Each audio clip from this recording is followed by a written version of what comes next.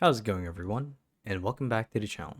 So in today's video, I'll be teaching you guys how to connect your Klaviyo account to your Squarespace store or Squarespace account.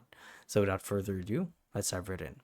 So to actually do this is quite simple, and the first thing that you guys need to do is you want to make sure that you're logged into both your Klaviyo account as well as your Squarespace store.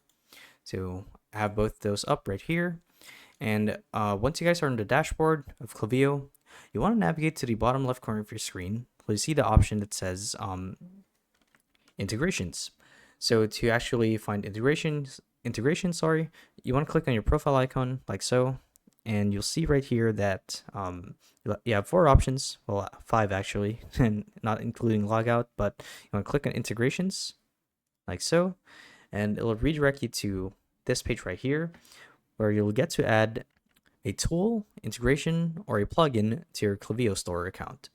So what you guys need to do is click on add integration like so, and from here Klaviyo will pull up a list of all of the platforms that are compatible with Klaviyo itself.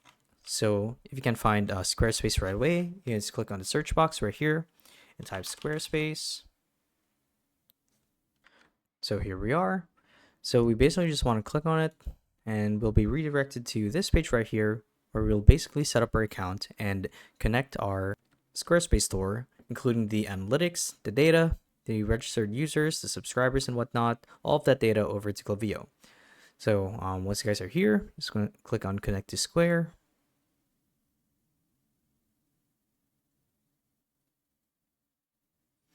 Actually wait for it to load. Okay, so here we are. So this is the sign-in page where we'll basically log in our account and basically authenticate the integration.